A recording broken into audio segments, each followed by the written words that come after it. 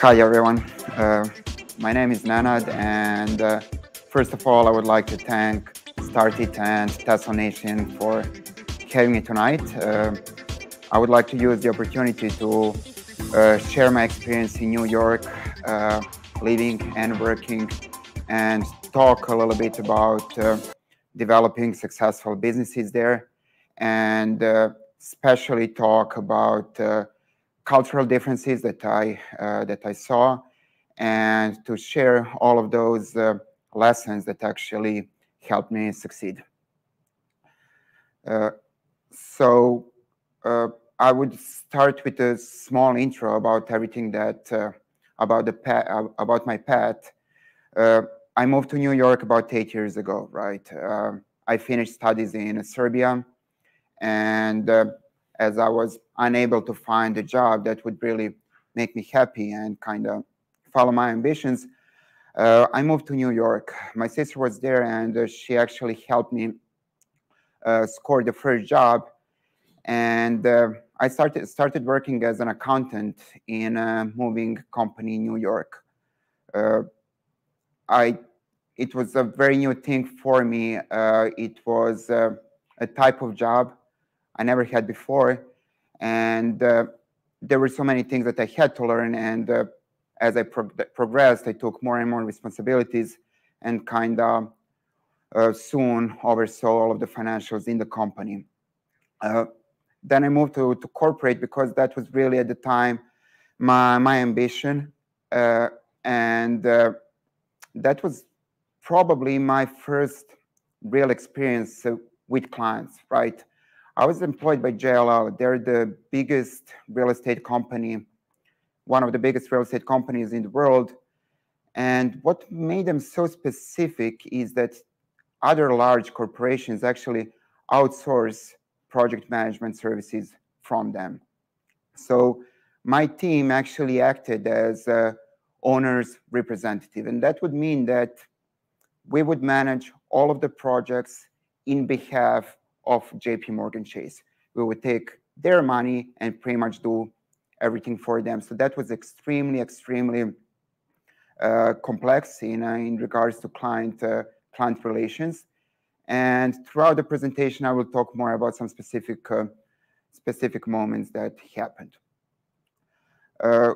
I was there for a couple of years. Of course, I advanced, and one day I met my friend from childhood in Belgrade, and we actually spoke about opening a company and going into a business world together. That was Nicola.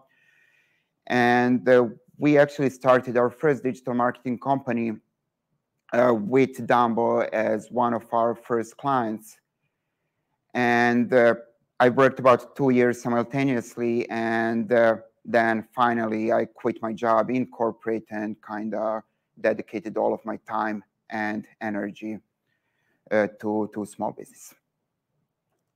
So now we can actually go step by step, and I would like to use all of these elements of my career path to kind of talk about some specific moments that served as very valuable lessons for me. So let's go to the next slide, please. So probably my first impression when I moved to New York was work-life balance. You know, when I finished college, I thought that 40 hours a week is pretty normal and common thing.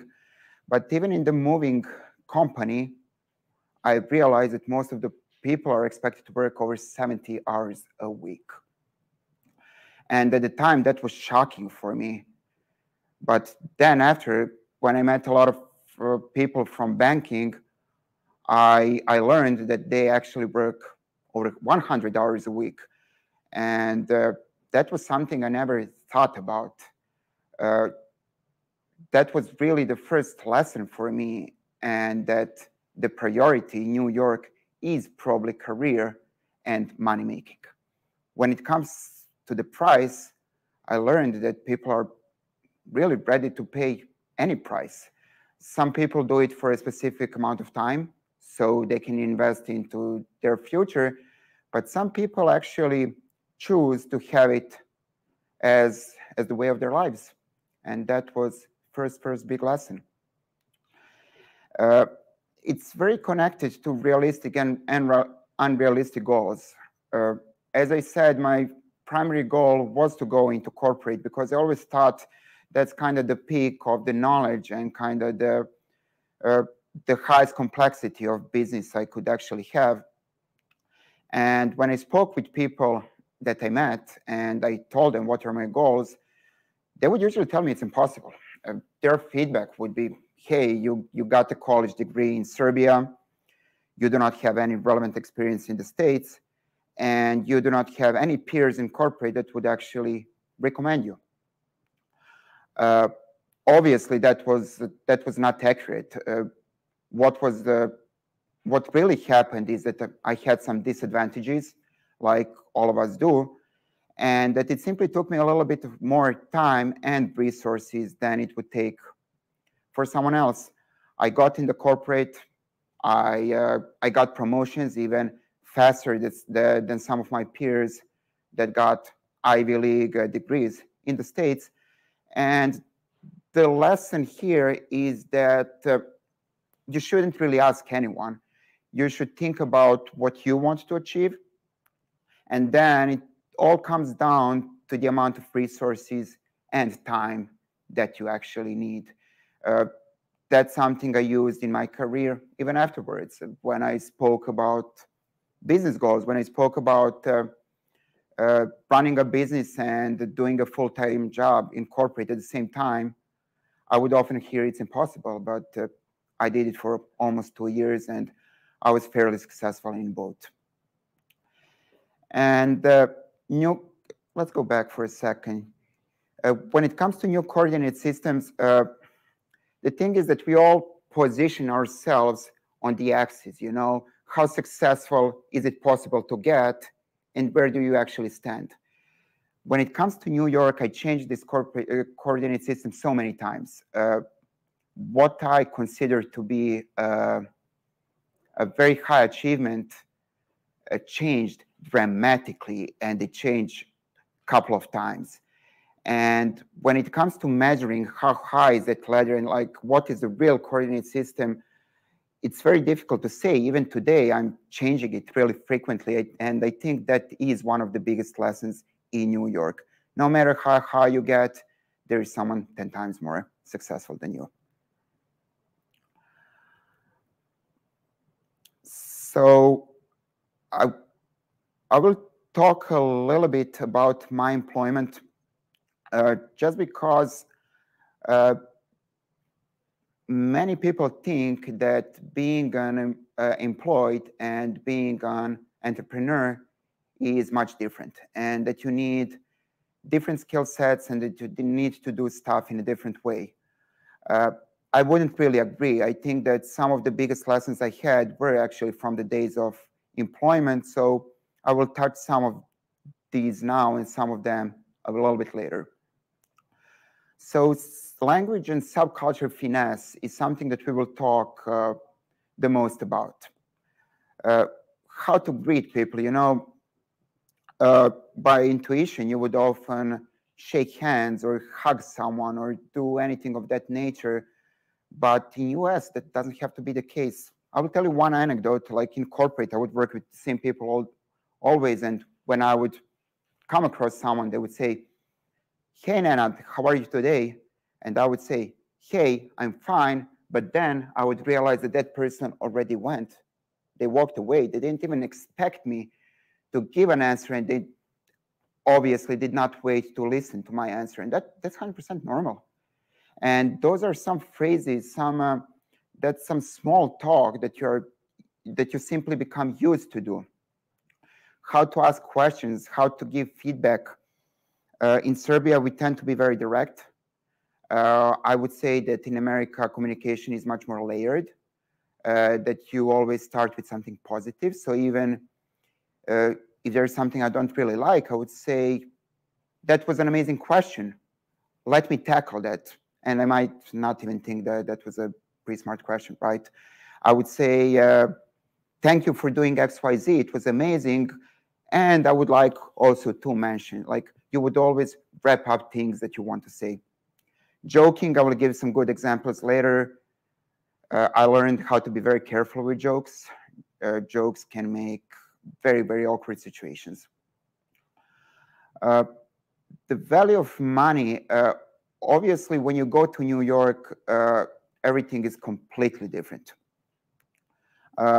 I remember at the time, our first client actually helped us finance a project, and they gave us like $2,000. We thought that's so much money, and then I don't know how many months later we learned that brought them a couple of hundreds of thousands of dollars. So that's also a little bit about coordinate systems. Let's see what would also be interesting here. Yeah, self-advocating and selling results was a huge, huge cultural difference. It's 100% normal to send a weekly email to your manager and say what you achieved. It's 100% normal that you self-advocate yourself in evaluations and even prize yourself. And it's 100% normal to even exaggerate a little bit. So that's something I had to use a lot. Using problems to create advantage, that's something that we always do. But I would actually like to hold here for a second, just talk about this one. When I was in corporate, there was a huge, huge, huge mess up in one of my projects that are managed. And long story short, there was a chaos in the airport. Like there was police, there were like the airport management and whatnot. We messed up the project. But what I did successfully there is that I managed to communicate well, both with the airport and with the client. And the whole situation ended up with the airport sending a very nice email to the client saying, hey, we like how everything was managed and how everything was communicated, although it was a very messy situation. So learning to find those silver linings, learning how to use problems to show some expertise is something I learned and used a lot. We can actually go to the next slide because I will mention many of these things throughout others. Applying corporate experience to small businesses is very aligned with what I spoke before. Integrating business culture is probably the biggest one of those, because if you're client-facing, you always want to do things that have the highest probability of being successful. So tone of voice, my peers would tell me always do 30% of your normal voice, because that would usually in the stage show some kind of an authority, and it would show confidence.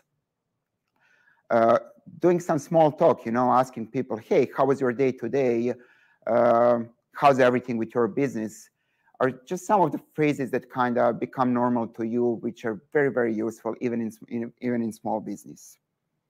Ability to listen, really in a way that I learned that people are so different in US, and that I kind of needed to go from the point where I need to learn more about them. So listen their tone of voice. Listen, look for those subtle messages in their communication and kind of see how you can adjust your tone of voice and what you speak to what you actually heard. Remaining calm and respectful was probably one of the lessons I utilized the most. Especially in Serbia, we tend to be a little bit more aggressive with our approach, with our tone of voice and even body language. And in US, that can be understood wrong very often. Regardless of how situation is stressful, regardless of how your views might be different from the views of someone else, remaining 100% calm and respectful was extremely important for me, and it helped me win so many arguments. I had situations where clients would call me and literally yell at me and even say some bad words, where I would reply back with, I 100% understand how you feel. Let me please address concerns that you have.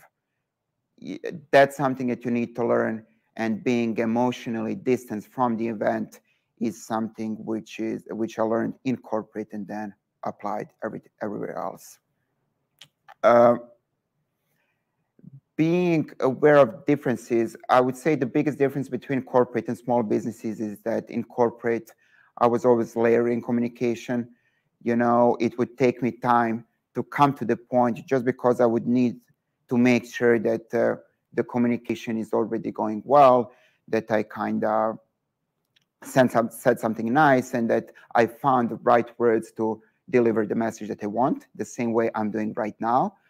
While in the small business, you know, it really depends on your peers. You might have people who simply like to be direct. My business partners love doing that. And then I kind of need to stop and say, Nenad, just say what you need to say. So something to think about a lot. Let's go to the next slide. So our first client is a very good example of subculture and the importance of it in New York. He was actually from Israel. He was an immigrant who had a very difficult path in America. And he helped me personally a lot. He helped my sister a lot. And even in the end, when we made our company, he was the one to support us. And then by intuition, I would always say he supported us because I was an amazing employee. I did great stuff for him. But I think that we actually managed to make a connection, that we actually identified each other with another one, and that I respected his ways from the day one. And when I asked him help, I actually said, hey, Elior, I know that you were in my shoes. This is what would mean a lot to me. And creating that connection was essential, in my opinion, for everything that came after. So that's why I said listen a lot, ask a lot, because you can then learn a lot about your peers, and you might even be surprised about the similarities between yourself and your peer. Was it an exception? It's hard to tell. It's really hard to tell. I would say in corporate, the communication tends to be more formal, so it's very difficult to learn about people. But again, we need to keep in mind that New York is an extremely, extremely diverse environment. We like to say that everyone comes from somewhere. So, you know, in the essence, everyone struggles, everyone fights. Most of the people had difficult paths themselves, so you can actually identify it with many of them, really. And that's, I think, what makes everyone in New York, in a way, similar. They all look for success, they're all ready to struggle, and they all understand the value of hard work and kind of being honest about it.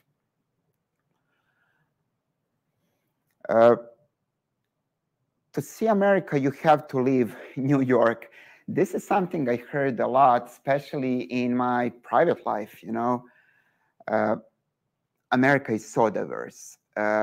New York is kind of a special place because I read the fact that there are more than 300 languages being spoken in New York. That's huge. That's amazing. You pretty much have every single nationality in New York. If you wanted to try all of the cuisines in New York, you probably would need to spend a couple of years and go to a restaurant pretty much every single night. But that doesn't necessarily apply to the whole to all of the states.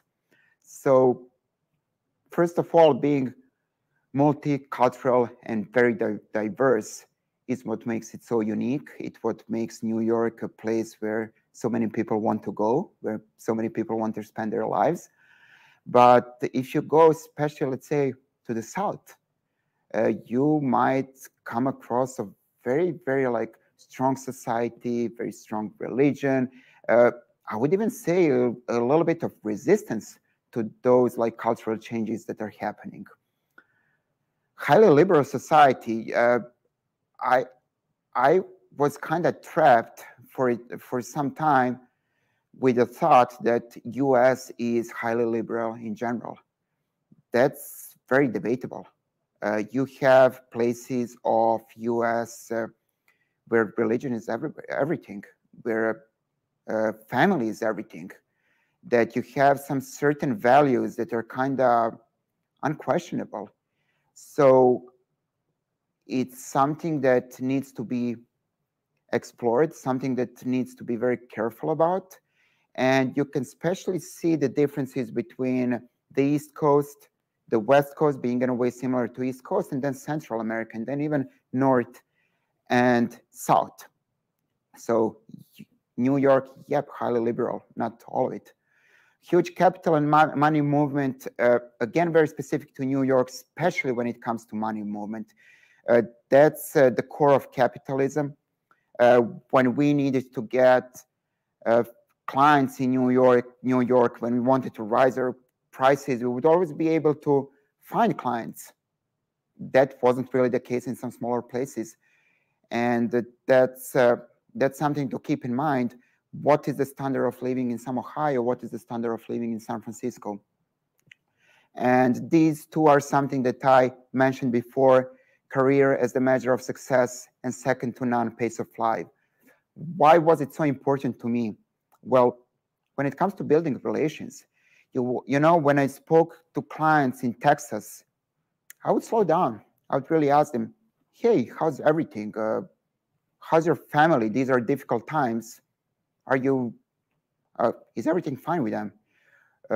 Just slowing down, kind of talking about some things which are not business related, and then quickly connecting that intro to the topic of your conversation. That applies a lot to private life as well. I mean, if you want to build connections, especially if you want to do it in a meaningful way, you know, in New York, you would spend a lot of time in restaurants and whatnot. In the South, you might do some social activities that would actually connect you to your peers. And we can go to the next slide. I would really like to talk a little bit about networking. So I will actually use this slide for that. So let's go step by step. Positioning during the sales, this is, I think, something that applies to many markets, but especially to America, because everyone is there to succeed, right? And everyone is looking how to get advantage. And when I was positioning myself during the sales, my first point was, what do you actually need from me? Like, what is your goal? Why do you sit and talk with me? And then, based on that understanding, based on listening, I would actually be able to show authority and kind of connect what I'm doing with something that my peer needs it, with something that my peer needs. And this is also a very cultural thing. I would always offer guidance in a way that you never want to do power play in US. I would always position myself as a guide to someone who is the hero of the story. So I would ask, hey, what are you looking to achieve? I would position myself as someone who has knowledge and say, I will help you achieve that. I wouldn't say, like, I will do it for you, although we would actually be the ones to create their websites, their digital marketing strategies, or whatnot. Why did I call this slide important of perception? I learned that in the States, perception is everything. If someone thinks that you're an expert, then you are an expert. I wouldn't say you need to fake it, but most of the clients that walked away from us had the best results. They simply had the perception that they shouldn't be paying for our services. And some of the clients that didn't have best results stayed with us for many years just because they did have the perception of being successful. And it really came down to statistics. You always have 5 to 10% of people who will not understand it well.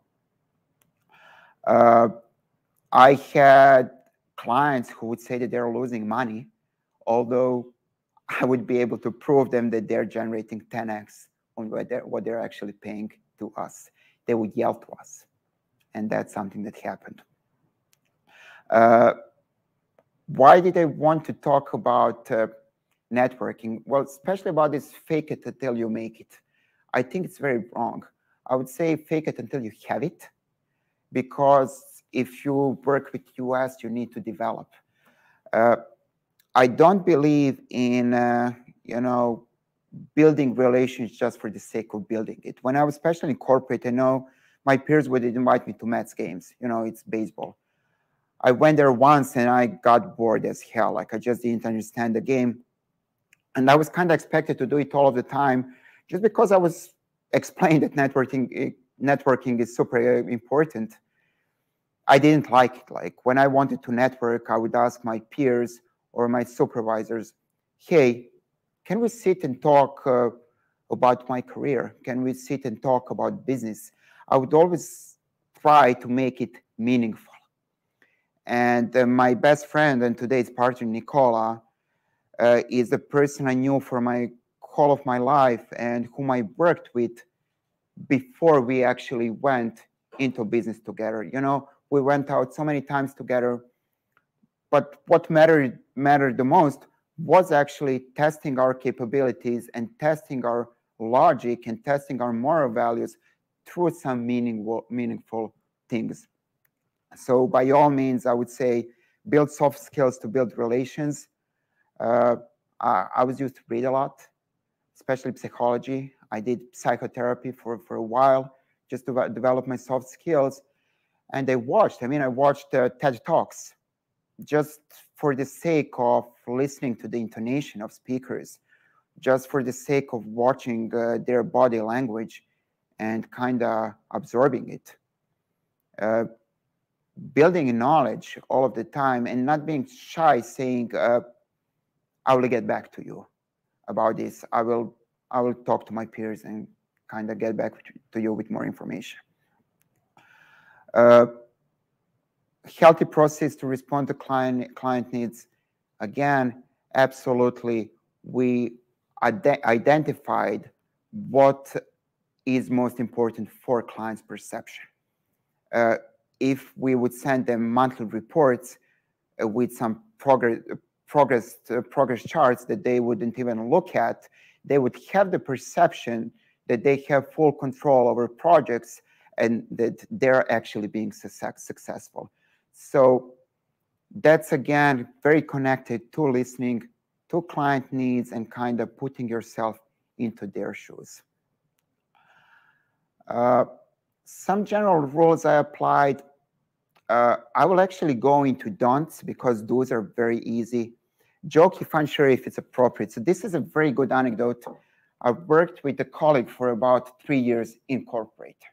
She was a girl, right, of my age. And she told me, and she was smiling, like, hey, I'm working out for a while and I don't see any results.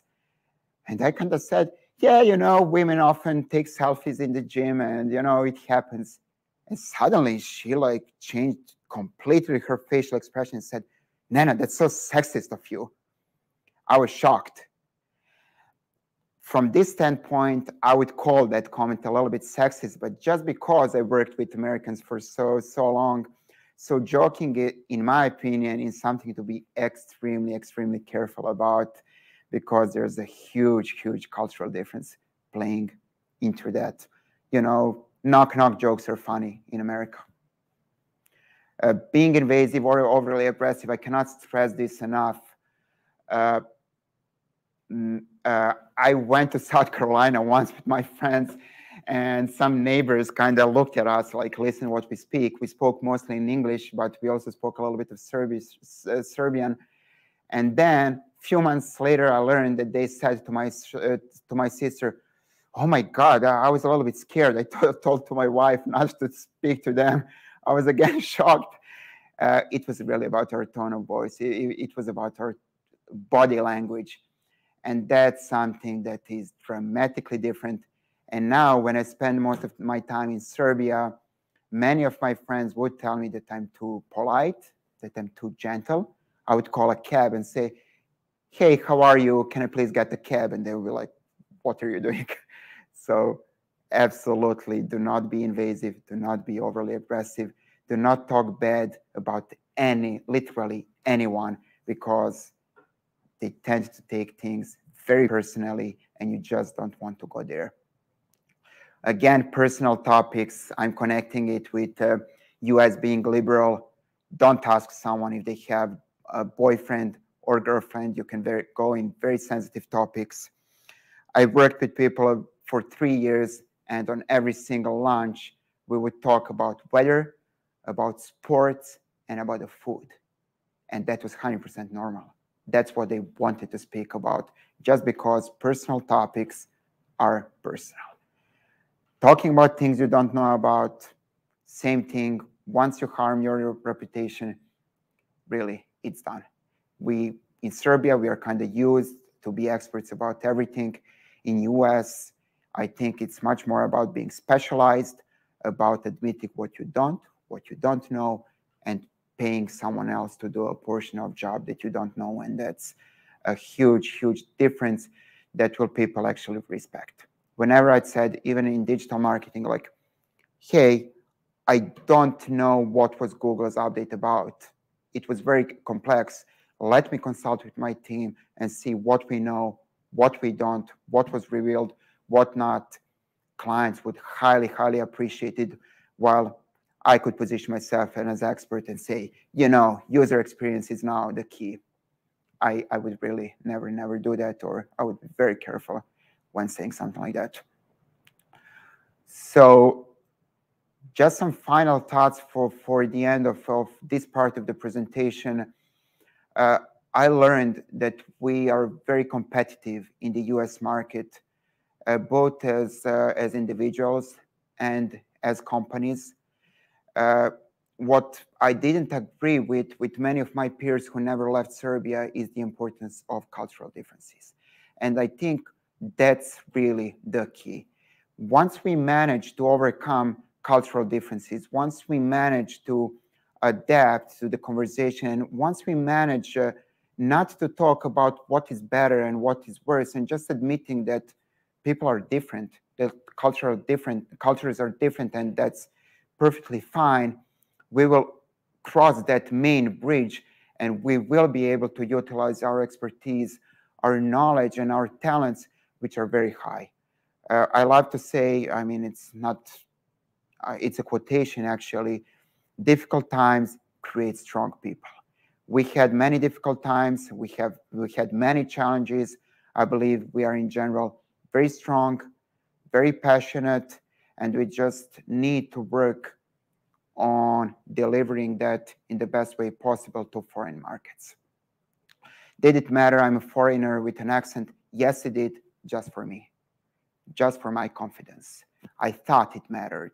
That's why I did.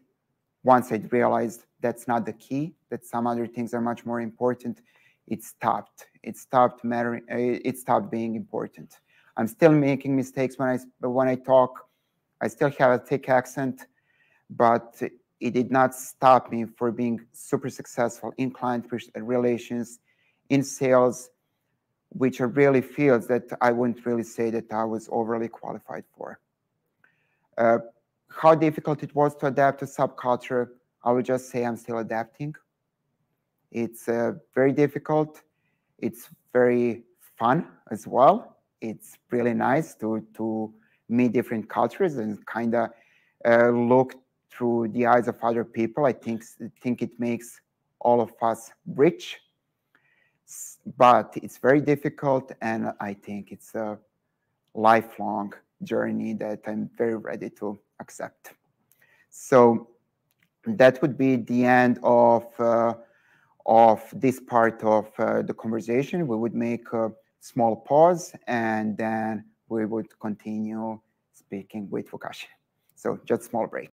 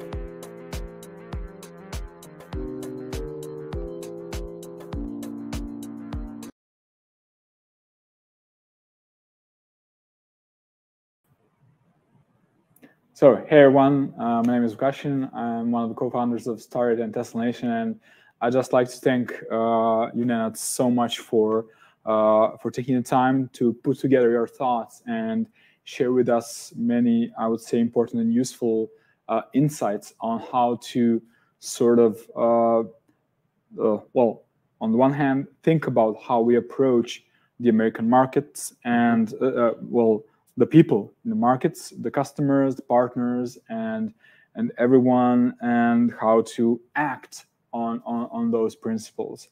So I've got a bunch of questions. I'm not sure that we're going to have time to cover all of them, but one thing I'm just curious. You know, looking at your signature there, which says Nenad Bjeloš. Did you change your name in the US? No, not really. So I would have a nickname. People would often call me Ned, but I would say, you can call me Ned. My name is Nenad. So I didn't hide it in any way. When it comes to my last name, I would just say, hey, it's easier for you to call me by name, you know. Cool. And that would be fine. Cool. I mean, I think that one of the folks who really, I feel, taught me a lot of things that I haven't heard before from other Tesla Nation ambassadors in the US. He has the same name as you, and he was like, you know, one of the first decisions that I made was, you know, I changed my name, and he changed it to Nash. And people called me Nash. But he was like, you know, if you don't change your name, you're leaving a bunch of money on the table. Did you ever think about it like that? I'm just curious. I actually did, and we did use it in business. Some of our salespeople use stage names.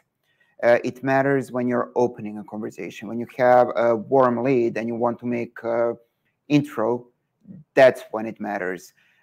When you're in a position to already be a person of authority, where like your peer already has an interest, then it stops being important. So you need to look at what stage of sales process you actually are. Okay, cool. So, I mean, this is something that I was thinking so much about. I mean, for folks with egos, which I may be one of those, you know, a name is something that's so personal and such a part of your identity. So I was thinking whether I should, you know, go by Wolf or something. But I still haven't, you know, I still haven't come to that line where I would need to make that decision. But I just wanted to sort of actually make a small comment about that, because I had very interesting conversation. One of the people who taught me the most was my senior manager in corporate. So he kind of gave me an advice: "No, don't be so humble. Don't keep your head down." I was like, "What?" And he was like, "You need to be aware of the qualities that you actually have. And most of you who come from other countries have lack of self-esteem." And I think this is very connected to it. When you go to US, you have accent, you do not understand the culture well, you're kind of disadvantaged, and all of us, I mean, we have complexes.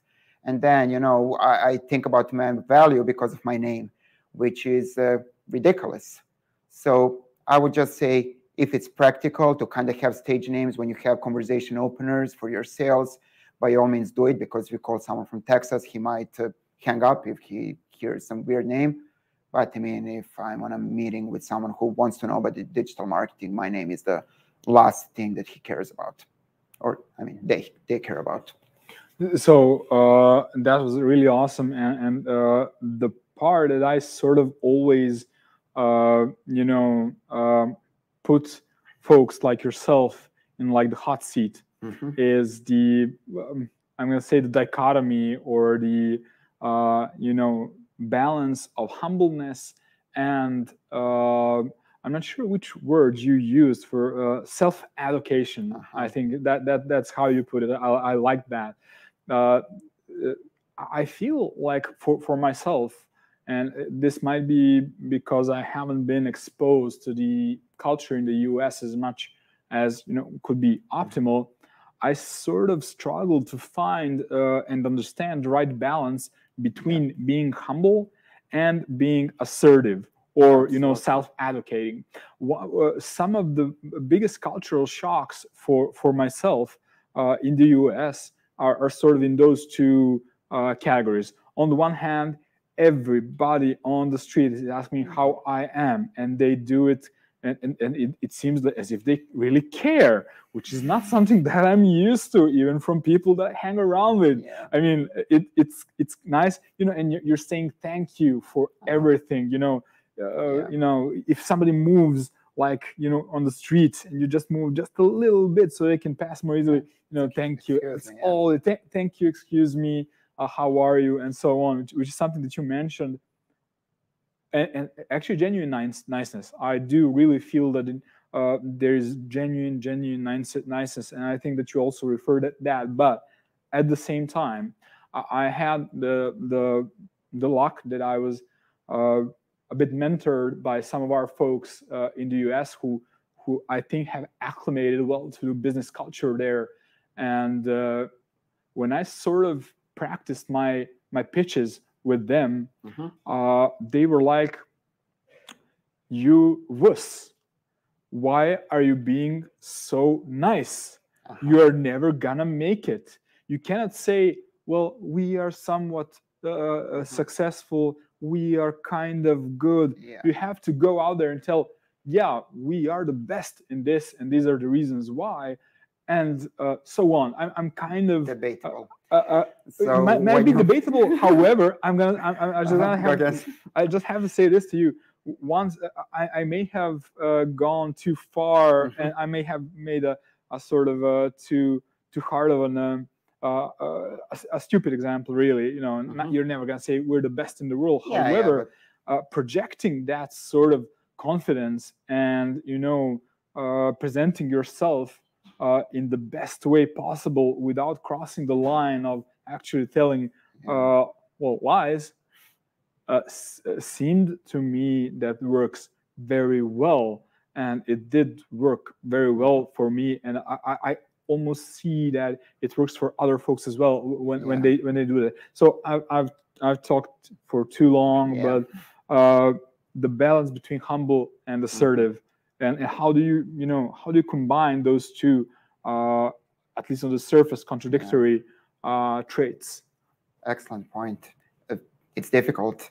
Why I smiled and I almost interrupted you when you made the slide. I think at one point you had expert in digital marketing. I never call myself expert in digital marketing. I would say digital marketing professional. That kind of answers your question. I didn't say this before so explicitly, but in US, everyone wears masks, 100%. You need, I was always trying to be socially intelligent and kind of judge every situation and every person for itself. And when I need to be more humble, when I need to be more aggressive. I also said, fake it until you have to. And you have short and long-term goals. If I said I'm digital marketing expert, and then Google update hits, and weird stuff happens, you'll be like, okay, you're an expert. How did it happen? But I can say I'm a digital marketing professional that follows all of the trends in the market, that follows everything that's going on, and that does everything that carries the highest probability of you being successful. That's building long-term confidence.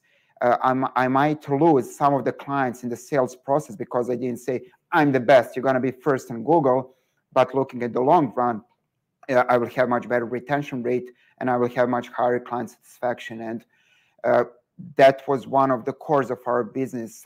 We have more than 90% retention rate, about 90 plus clients now, simply staying with us for a very long time. And one of the bases of our growth was actually upselling, getting new projects from them and getting projects from their peers, because no one ever walked away by saying, you promised me this. I had a feeling that you will achieve X, Y, Z. So short and long-term goals, and really depending who you talk to. If I were to pitch to an investor, of course, I would kind of try to be a little bit more confident, even play a little bit with numbers, what like most of the startups do. But it depends on situation. Super, and perhaps one of the reasons that I'm so almost obsessed with this question is that I feel like perhaps there was a that we might have some cultural deficiencies in terms of being sort of trained in family or in school, that, you know, if you're being you know, too assertive or too you know, well, I'm gonna say proud of your achievements or talents, that it's somehow not nice. Whereas I have gotten the impression that in the US, you know, you need to turn up a notch on that in order to be well recognized, because perhaps there's so much more competition there, and, you know, everybody is saying they're good, so you have to play that game. Could you tell me, what did you mean by saying that folks in the US have masks? It almost sounds like they're not being, you know, sincere in interactions with you. Let me put it this way. When I came back to Serbia, my friends would tell me I'm fake. Simple as that. People I knew for a very long time, they would tell me your facial expressions are different. You are fake. You're later in conversation. You're not sincere. And I was like, I didn't feel that way. Like, I love them. I care about them. Like, I'm the same person. Even my mom told me that. My mom told me I'm not the same person.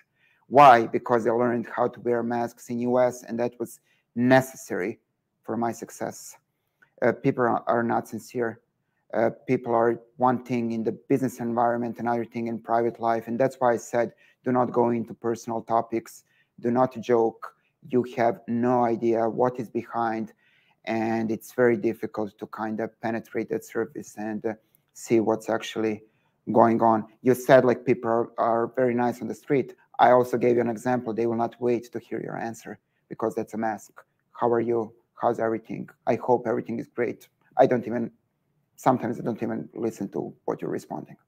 So I'm not saying they do not care about you. I'm just saying they have some social norms, some things that they learned, some elements of social interference, which are simply, you know, there. And you kind of need to go with it.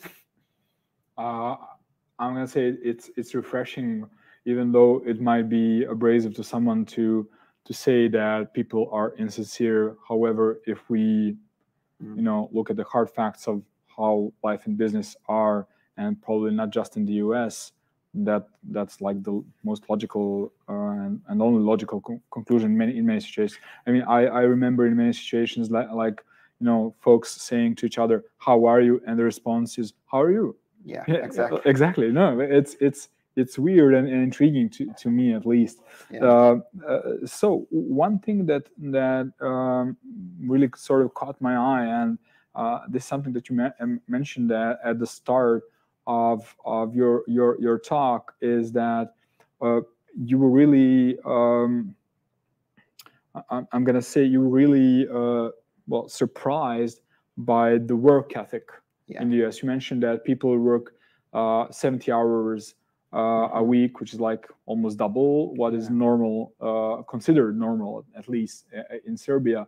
And what can an entrepreneur or let's say an ambitious professional from Serbia do with that information? In what way can you use that? And when I say use that, I mean in your thinking, in your communication.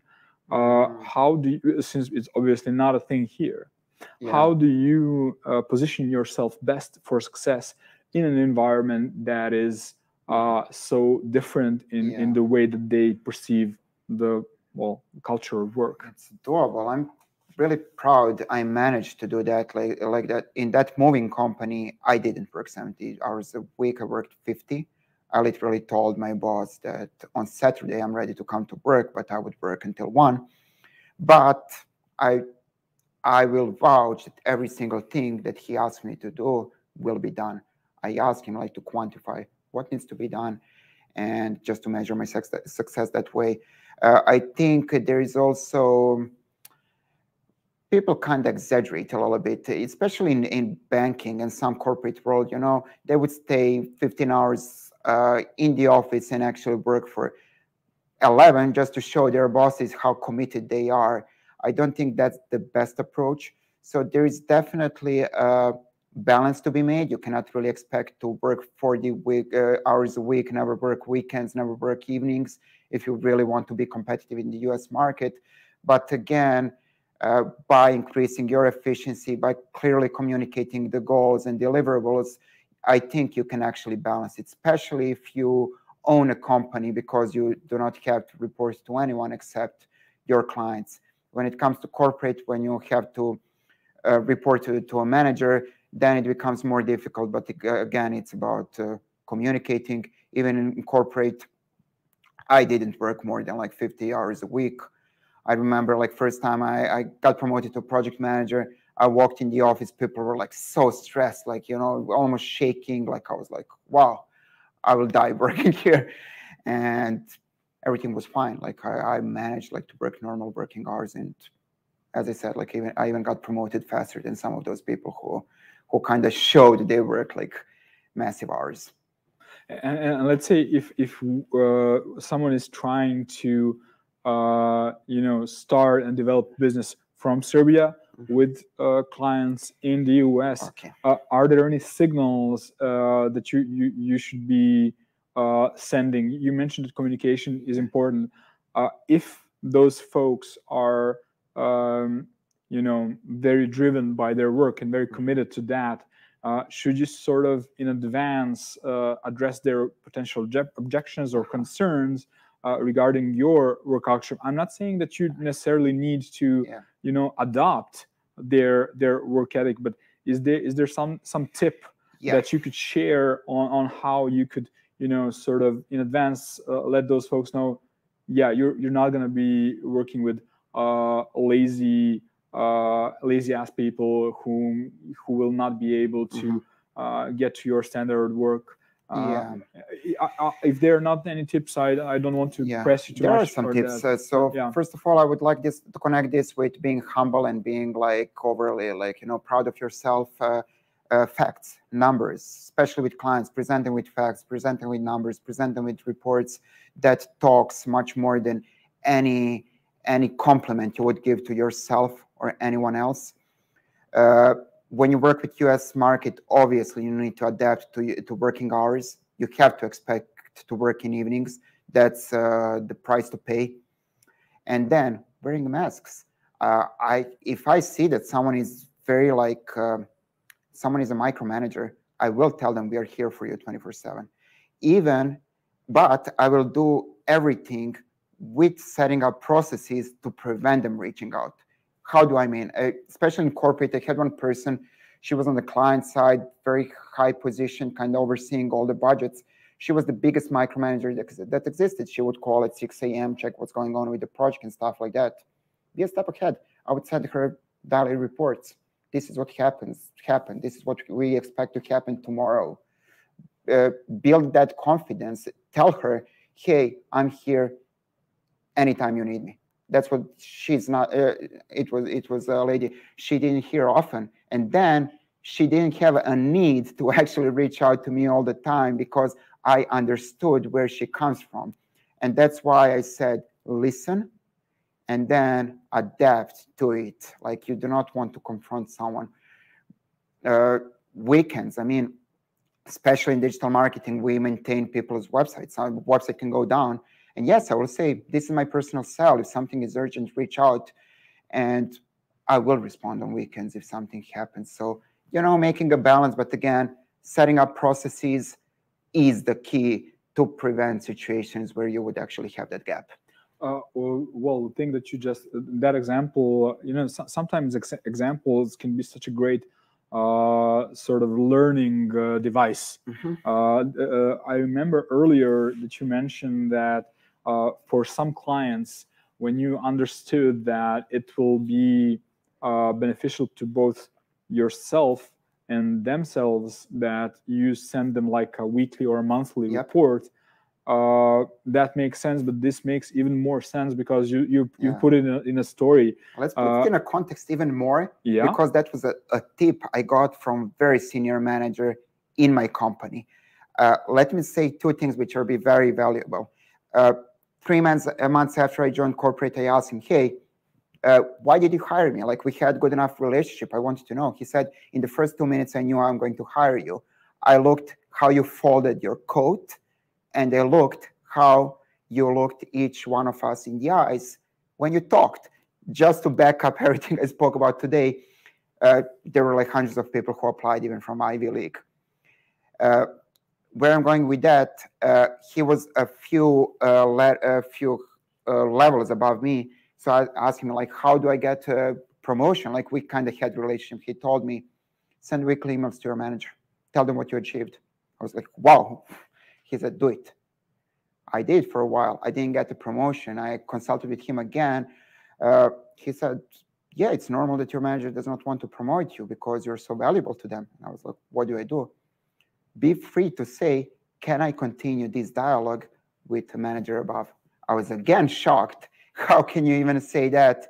But that kind of talks about self-advocating, but again, choosing right words, like, can I continue this dialogue? It's just like the way he phrased it, like I will remember it for my whole life. You can wrap up pretty much everything, but there's so many, you know, layers and details that you need to pay attention to. There's literally a book that could and should and will be actually written within the scope of this Destination project on those simple tips that can make or break a situation. Like, you know, what you just said, can I continue this dialogue with the next level, is so much better than I hate you because you hate me and I want to talk to your boss. And again, tone of voice, body language you spoke. If you're not invited, we just love to continue this dialogue if it's fine with you. Of course, they will say it's fine. Of course, they will say it's fine. One tip, one advice that I got. I was talking to this guy, and I said, honestly, I would say, and he said, stop right there. Never again will you say honestly, because that means that everything you said before is false. I was like, okay, when you put it like that, it kind of does. He said, you can say, if I may be frank, even though the word means essentially absolutely the same. The difference in those fine notes is such a huge difference. So one thing that is also, well, that was somehow something I got by listening to your presentation, but now I sort of think even more. So if in some situations you can send weekly updates or monthly updates, and that will be great for you, and in other ones that will be not great for you, because if I remember correctly, one of your clients to whom you were sending reports left you. I may have misunderstood that, but for those of us with less experience, perhaps even in business or especially in doing business in GS, how do you see with whom you sort of make the connection so that you report to them? How do you judge their character and their expectations, and then decide, okay, these folks will be getting one report in the morning, one in the afternoon, and these won't be getting any? If that makes sense. It makes perfect sense. So this question actually has a few elements to it. When it comes to clients and reporting, you know, you cannot communicate too much. What I would stress is deliver information. Don't deliver your interpretations. So even if I sent weekly reports to them with the stuff that we did, it wouldn't harm. They would just, like, you know, ignore the email, and that's pretty much it. You cannot really make damage that way. When it comes to people, that's why I said fake it till you have to. Developing those soft skills and kind of understanding who is a micromanager, who is not, is something that really comes with experience. I would always say it will never harm you to directly communicate results and to directly communicate information in some normal dynamics. I mean, sending monthly reports is always fine. Like, I really cannot see a situation in which that's not okay. sending daily reports would be something very rare, and only in a situation where you think that someone is a micromanager that you depend on and where you want to kind of prevent issues happening. So those people that left us, they didn't leave us because we sent reports or something. It's just that it was their perception. If I had to say to our client manager what he should have done differently, I would say he should have spoke with them more frequently instead of sending reports, because then he would actually sense by the tone of voice and his expressions and all that, how does he actually feel, and then he would actually be able to tackle some problems that he probably wasn't aware of. Like maybe their business was not going well, or their wife left them and took some money or something like that. There's a like this wall of culture shock between folks in Serbia and doing business in the US, and I think you even sort of mentioned it explicitly when you were telling about how your friends and your family interpreted that. So sometimes folks in Serbia say when they talk to folks in the US who are being perhaps who are layering their communication, who are perhaps not being as direct as somebody in Serbia is being, who are making small talk, even though you wouldn't make small talk with that person unless you wanted to do business with them. And sometimes folks say that's lying, that is wrong. What do you think about that? I mean, they told to you that you have become fake. Yeah, well, exactly what I said before. We need to learn that there is not good and bad thing. There are different things. It's, there is an ocean between us. Of course, their culture is completely different. They might call us weird, if we wanted to have that kind of a conversation. So just understanding that that's something that they learn from their childhood. I mean, that's 100% normal for them. When they speak to their parents, they would raise their voice.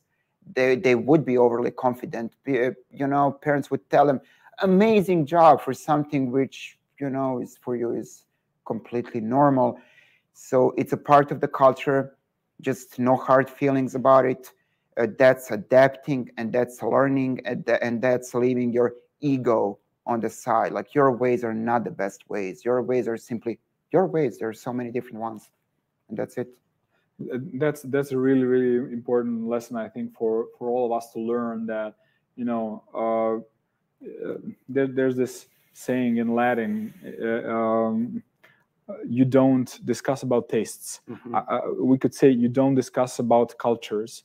If that's a culture that is said in one way, you can like it or you cannot, but if you want to do business with those folks, you need to accept it, and there's no wrong or right. And again, look for silver lining. Like, even if you don't like it, what do you want to achieve? You want to have a good relationship, whether it's a friend or a business partner or whatever. Like, make him feel comfortable. Like, it's a fair thing to do. Like, it's not being a fake. It's just like adapting yourself a little bit. Let's call it that way. Super. So we have a couple of questions that have come in the meantime. So I would say that, we can see this first one. How much time has passed till you got your first job? I sort of remember that. I think that I remembered one of your jobs was very, very basic. Perhaps even in the service industry. Yep. I'm not sure whether this question would cover that, but I'm going to let you answer that. But that's good you mentioned it. I worked as a waiter for 6 months or so. So that goes hand by hand with everything we spoke.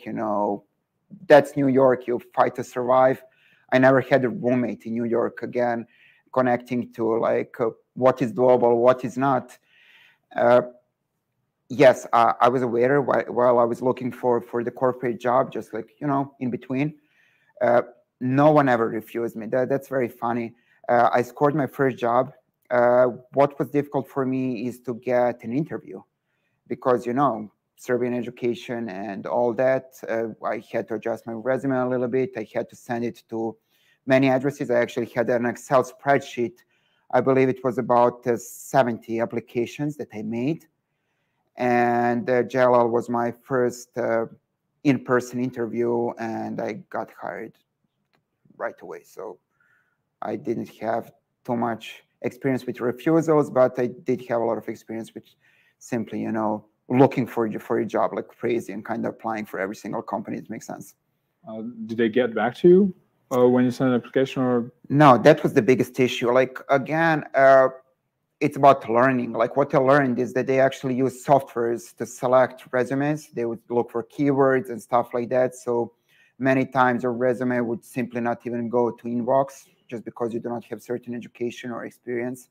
That was difficult. So I had to learn how to adjust my resume. Often they would not even make a phone interview because they would look for specific education. Like, that was difficult. They usually wouldn't come back. That was kind of, unfortunate. I would love that they did it a little bit differently. So that's, again, putting your ego on the side. Yeah, it's painful. I have education. I work as a waiter. People don't respond to my applications. Like, keep trying. That's why I said, like, everything is possible. It's just about how much time and how much effort it takes, and everything is 100% doable. And this might be a good introduction into a story, which I'm not sure whether I understood well, if you had alluded to it, but how did you get your first client? So, because that I'm not sure if that's harder or not. Yeah, so I worked in Dumbo, and Nicola, my partner, actually did some... Sorry, could you repeat for those folks who might have missed it? What is Dumbo?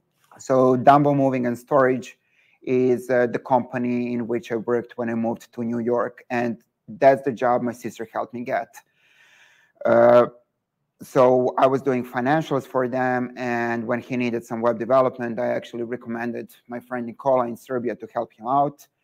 He did it for a while, and then I left the company. A couple of years passed, and then when we decided to make a company, I actually approached him and said, "Hey, Lior, I'm trying to start my business the same way as you were doing before.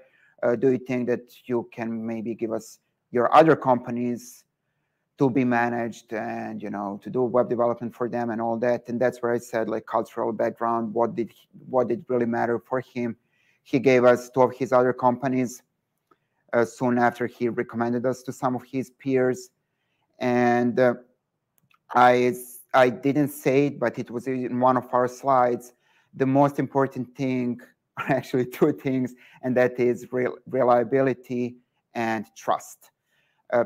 While I worked with Dumbo, I managed all of his finances. I was authorized on all of his business accounts. I was a trustworthy person. Nicola did a lot of good things for him. And then he simply allowed us to use his brand, even to advertise and kind of use his reputation to approach other companies. So that helped a lot. Was he like a co-owner, or did he just do it because he really liked the way that you worked? He didn't have any financial interest in that. Like, we bootstrapped all of our businesses. We didn't have $1 of investments or anything like that. So we did a lot for his business. I mean, he benefited from us, but when it comes to supporting our business, I mean, he didn't necessarily have to do it. That was, in my opinion, based on relationship big part, and that's why I stressed perception a lot as well. Him particularly, I think, never understood that he probably made millions out of our work. I mean, he was the best positioned company in New York. He got like almost thousands of leads a month just based off our work. But simply, I also said respected him and his ways. He didn't look at that in that way, and that's perfectly fine. So I think that answers your question. And that's a perfect introduction to the next question, which is something that I pose to all of our guests. you mentioned that in the U.S., or at least in New York, we can sort of limit ourselves to that geography because that's the primary topic of today's talk. Something along the lines of everybody is there to succeed. Yep. Which is an atmosphere that is quite intoxicating, and it's really great for ambitious people who experience it coming from other parts of the world where perhaps that vibe isn't there necessarily. And also, there's a lot of immigrants. There's a lot of hardworking folks like yourself who went there, who did a hell of a job, in delivering, in making sure that you're reliable, even though you had a thick accent, as you put it, it didn't stop you from being successful. And where I'm going with this is, are immigrants who are already established in the US good first clients for people from outside of the US? And the reason I'm asking this is that I've got some sort of anecdotal evidence that if you approach a small business owned by an immigrant, that there might be perhaps a bit less prejudice in working with you. Is this like? Does this feel familiar? Familiar, or at least it feels familiar. Yeah. Honestly, many of our clients are owned by immigrants. To some part, it was the nature of the industry. In the moving and storage, many of the business owners are immigrants. So that's also about the target market. But yes, I did feel it a little bit easier to approach because it's a little bit easier to connect, especially if you make some meaningful relationships over the time. So yes, I mean, it makes it easier. I just wouldn't go into the trap of limiting yourself, because I don't think it's much more difficult to approach an American-owned company. I mean, Americans are very open to doing business. Again, you said it yourself, everyone is there to succeed. If you prove that you will contribute to their success, they won't really care too much about other stuff. Of course, if you're able to respect all of those cultural finesses that we spoke about. So it's easier, just don't limit yourself. Cool. I mean, what I actually had in mind there, which is great that you pointed out, is not to limit yourself. However, if you're like a business person who is like making first inroads into the U.S. markets, perhaps it might be I'm gonna say an easy win, but a perhaps slightly lower hanging fruit to start off with someone who is not necessarily a white Anglo-Saxon Protestant, but a great point about not There's limiting some yourself. debatable things. You can debate that people who are immigrants are more ready to take risks. So they are more ready to try like new solutions or explore like different possibilities just because of their character. So, it's a very debatable topic, but you definitely do have something there. Awesome. So I think there was at least one more question that we could take. So perhaps, you mentioned that you needed to develop a lot of soft skills, and how I'm gonna interpret this question, and I hope that that's gonna be all right with Marco, is you mentioned a lot of how you need to be careful and stick to socially acceptable topics such as sports and food and the weather.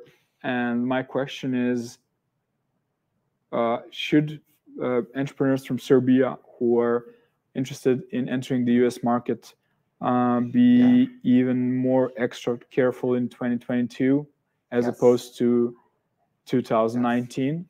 So there's one advice I would like to give to pretty much anyone who's interested into working with America is travel to US as much as you can. Spend time there as much as you can. Listen to people, talk to people, just kind of feel it. listen, like kind of tell yourself, I'm going there to learn and observe, and, you know, put my ego on side, put my need to prove myself on the side, just so you kind of get used to those small things. I think that helps a lot. To answer your question directly, yes, COVID had a lot of influence on social well-being of all of us. There are many sensitive topics. There are many things that were politicized. So just don't go there. Like, don't be trapped. Like, you know, I would always say it was a difficult situation for all of us. I hope you and yours are healthy. You know, I might have my feelings about all of this, but I will never ever share it with my peer, client, or prospect. Sounds like you're saying don't mention Trump. You know, in passing. I'm kidding. Let's stop right there. Yeah. We don't want to get into that. Yeah. There's a joke. If you want to like create a chaotic atmosphere at a Slava or something, you just mention a name of a politician. Well, let me tell you an anecdote. I had a business meeting in corporate. It was like 60 of us. We did icebreakers. So, you know, junior people would be assigned to do icebreakers. And we had one of immigrant who wasn't so savvy about all of these things. And he said, okay, let's do icebreaker. Let's talk. What do we think will happen if Trump wins? And then I was like, wow. And, you know, the manager jumped and be like, no, we're not going to do that. Like, yeah. So that really happened. Yeah. Politics is a definite no-no, I would think, globally. Yeah. And also, just to interrupt you, Trump, like, we may laugh about it, but there's something they call silent majority. You never know what they think behind. Everyone wears masks. And they said, like, not every environment is liberal. Don't go in the trap to assume that your peer is liberal, that they accept stuff that you kind of think are normal. Very, very debatable. You will have people in America that will say that Trump is liberal in some ways, you know, that liberals are actually the ones that make society conservative. So those are very, very sensitive topics. So just stay away. So the holy trinity of sports, food, and better. I think I think we can stick with that. That's probably good advice. Yeah, I mean, unless you get some mileage done. Business, people love to talk about business. Business is an obvious one, but it should be sort of even stocks. That's also funny. Like, people love to talk about market stocks. Yeah, that's something that is I feel poorly understood in Serbia. So I feel that we could slowly wrap our conversation up.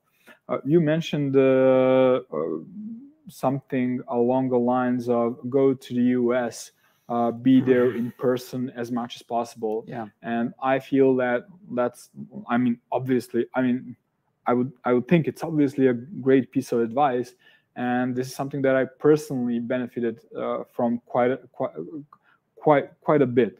You know, I went out there to the US to sort of, you know, see whether I would establish some relationship and whether they would evolve. And I had a tremendous amounts of luck that they indeed did.